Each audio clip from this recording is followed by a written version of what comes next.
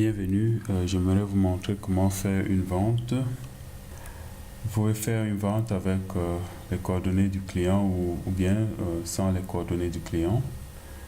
Vous pouvez retrouver le client s'il existe ou pas. S'il n'existe pas, vous cliquez sur Nouveau client.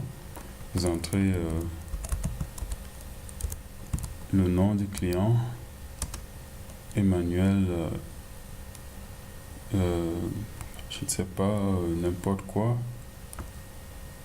Et puis vous passez à l'entreprise. Disons, c'est pas, c'est privé. Numéro, identification, téléphone. Et puis fax, adresse email.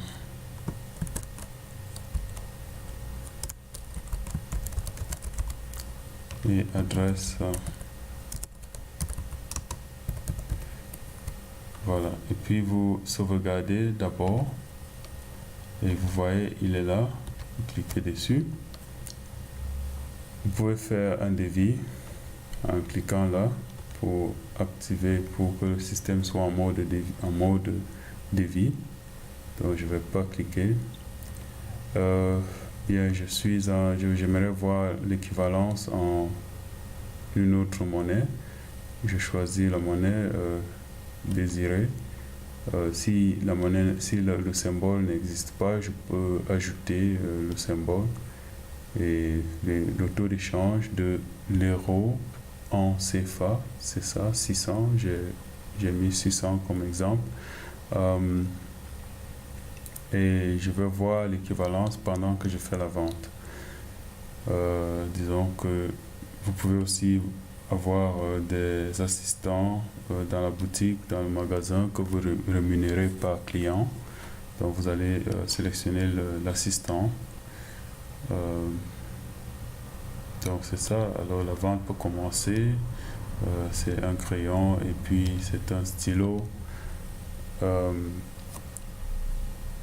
Donc je peux là c'est verrouillé pour faire des remises ou pour annuler un article pendant la vente.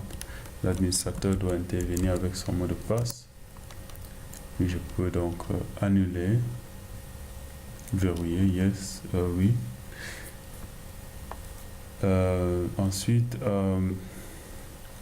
disons par exemple que le client aimerait d'abord savoir le prix de l'article pour décider.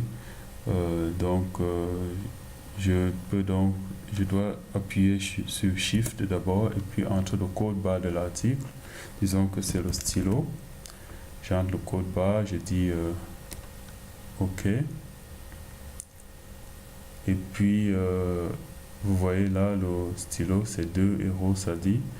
Donc soit vous appuyez sur Entrée ou bien sur Shift si le client ne veut pas l'article. Si le client veut l'article, vous appuyez sur Entrée pour ajouter dans la liste. Donc c'est ça, vous voyez. Si vous avez terminé, vous pouvez donc appuyer sur CTRL. Et si à ce niveau, le client décide d'ajouter quelque chose, vous pouvez juste revenir dans la case blanche dans ce champ en bas de code barre et puis vous cliquez là et soit vous scannez l'article, soit vous le sélectionnez juste et vous voyez le total figure là. Et si c'est terminé, vous appuyez encore sur CTRL pour que le curseur remonte là et vous pouvez donc entrer le total. Et si le client veut faire un crédit, si le client fait un premier versement, un premier paiement, vous entrez le montant, disons si c'est 1 euro, le système vous demandera si c'est un crédit, vous dites oui ou non. Comme j'ai dit non, ça me dit montant incorrect, donc je dois entrer, le système s'attend à une vente. Si le client ne fait pas de versement, de premier versement, vous entrez simplement 0. Et là, vous allez dire si c'est un crédit ou pas. Disons que je ne vais pas aller avec un crédit, je vais faire une vente, j'entre par exemple 5 euros, puis j'ai 1 euro de monnaie, et puis vous appuyez encore entrée, et c'est terminé. Donc, la facturation est en cours. J'ai dit non parce que j'ai pas d'imprimante, désolé. Donc, c'est ça la vente, et je vous remercie